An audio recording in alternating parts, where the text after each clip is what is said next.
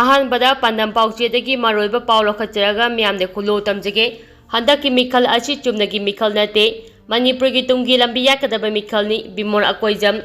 लाकदोरिबा लोकसभा मिखल असी चुमनगी मिखल नते मणिपुरगी तुंगी लंबी याकदबनी खोंथांग असी छोइरबदी खुनाई असी अमु हन्ना हगपा ngamloidabagi फिबमदा फावा लाकपा याई हाइना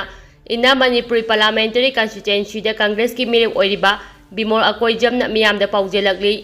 वफम असी ngasi मिखल असीगी मंगोइनना कांग्रेस कैंडिडेट बिमोना खोइरंबा नुपी कैथेलदगी मयाई लंबीगी कैथेलदे लेबा कैथेल सिंगी लाइरेंबीदे थौनीजबगी खोंगचता फोंदोखिबनी खोंगचल अदुदा महाकना हाय था 13 हेलकलाबा इरांग असी नाथैरमलगा मिखलगी मतम नक्सिलकपा असिदा नंफु सफुदा मिखल माय पाकनाबा होटनाराबगी सौम अमा लाक्लिबा असी मियामना पुन्ना थेंगनामिनाबा चंगी हाइखि महाकना मखा तारादुना हाय मणिपुरगी पुवारी नैनबा मतमदा खुनाई असिगी ngangkhoi chingnarakpa थेंगनाबदगी हौरगा सेमिलोन फगतनाबा अमदी इमुंग पुबदा नुपी ओइबिसिंगना लौरिबा थौदांबु इकाय खुमनाबा उत्पा ओइना अमदी खुनाई असिदा सिंगनारिबा सिंग असी थेंगनाबा ngamnaba कैथेल लाइरेंबी सिंगबु थौनीजबगी खोंगजा असी फंगथोकपनी इसागी सुमांग इसाना सितना मिटोपना लाक्लगा सिकदबा नते हाइबा वखलोंदा अचेपा थाजबा थमदुना ngasi खुनाई असिदा नंगलिबा कैथेलसिंग असी थेंगनागनी हाइबा फिरेपता मिरेब ओइना चोंथोकजरकपनी इरांग असिगा मई लेनेना लेबांग असिगे प्राइम मिनिस्टर नरेंद्र मोदीना वफम अमता कांगथोरक्ते हाइना नुंगाइतबा सौनिंगबा पोक्लमी अदुबु ngasiदी अदुगी मतम हेनग्रे मथौसु ताद्रे लेंगा असिना ngangkhoi ngakpa ngamdabadagi khulngakpasingnा मखुत्ता खुलाई पायरखिबनी खुलंगापसिंगी मथक्ता अतमना मिफा मिपुन तौबा यारोय हाबा वफम महाना क्यारक हन्ना फोंदोक्तुना लाक्ली मखाताना लेंगा पहलाबदी मिफा मिपुन तौरोय ngakpigani हाइबना चिंगबा वफम थमदुना थमाइनाबा होटनारिबा असिदगी चिक्सेमिनसी ngasi maksu खुलंगापसिंग फाबा लेप्ट्री हाइबा खंगमिनसी लोइनना खुलंगापा चिलनाउसिंगी मथक्ता मिफा मिपुन चथरकपदा लेंगाकना ngakadabनते मियाम चंगदुना ngakमिनाबदा महाकी माइकैदगिसु अंगाम थाक्ता होनगनी हाइखि पांडम की एडिटोरियल की पाउदम मियामना थमजगे सोकाफम थोई नत्रगा थोक्ति हाबसि मैतै मितै सिंगना खंगमिनसी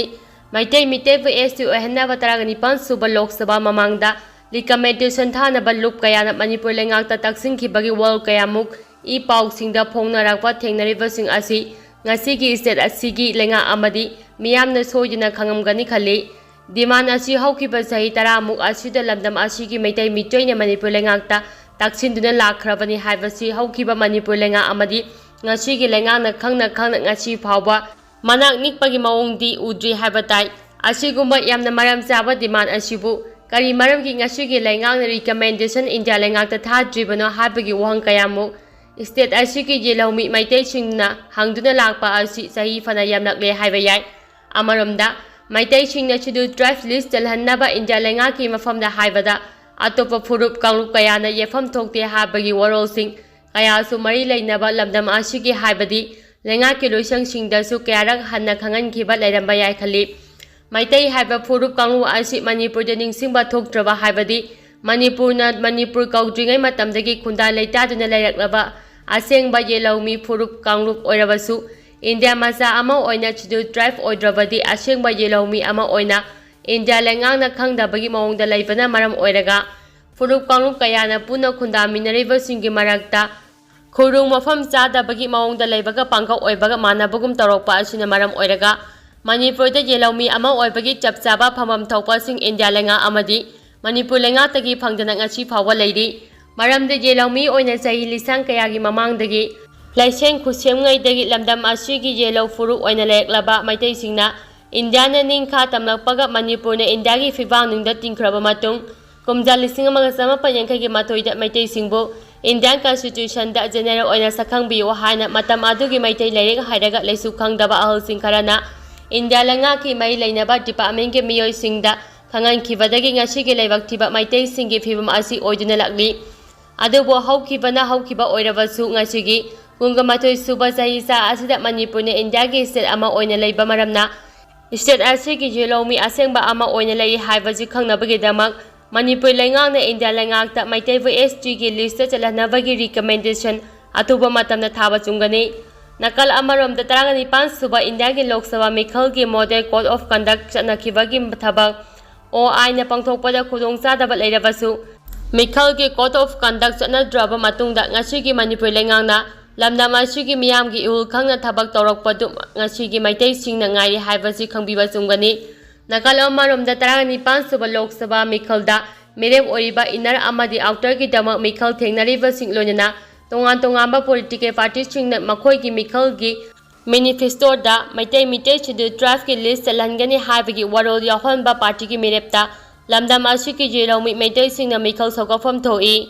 Amaromdana asigumba warol asi yaugana political parties singdadi maitai mitei singna handaki 19 suba Lok Sabha mikhalgi mirepta sokafam thokte natraga sokotabana chumgadaba mali.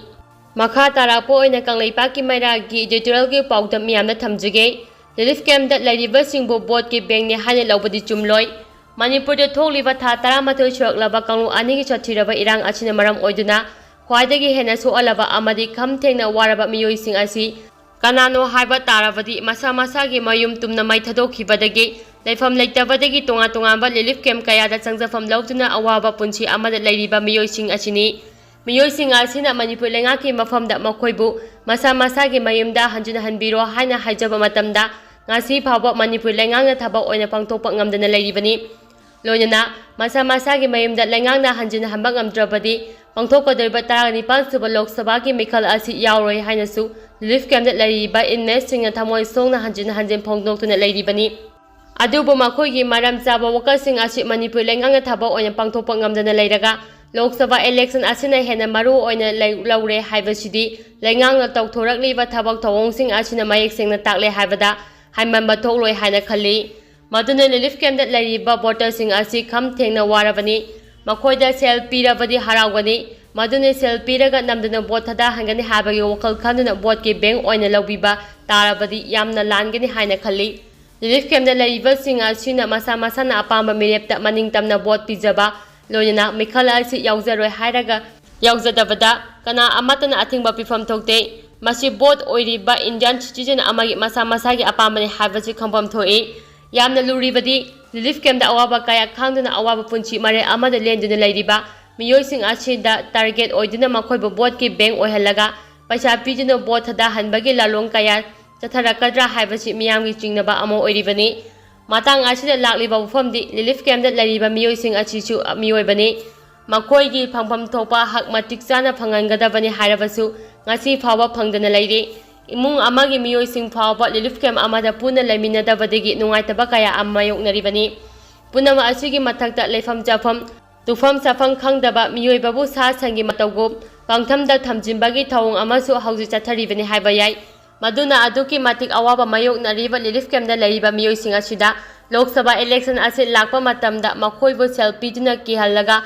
vote phangnaba honage haina khanbadi langani. Masina makhoibu awabagi mathakta awaba amukka piba oina thokani. Maduna makhoina pamjariba makhoigi haurafam masagi mayumda hanjin handuna tangdu leitaba punchi ama phangambiyo haiba asi lenganga thaba oina pangthoknaba honaba haibasina khwadigi achumba oigani khali. Maduna vote yausilakle selfie raga vote thada hanba yagani masigi khwadigi araiba lambi oiribadi relief camp da leiriba awaba nanglaba voter sing Chalyam piraga namdana vote thada hanba kopna thokani haibaromda chapidabana khwadagi phaba oigani haibasi khangbifam thoi. Jiribam lambida landslide thokpadagi gari kya panduna leire. Manipur miyamgi lifeline oiriba National Highway 37 Imphal Jiribam lambi paringi Tata Pungkhul manakta landslide thokpadagi Imphal tamna changlakpa pochai puba gari kaya panduna leire. Gari kaya amana Jiribamda amu hankhre hare. Pause asina phangba pawgi matung inadi ngasi ayu pung 3:30 taba matamda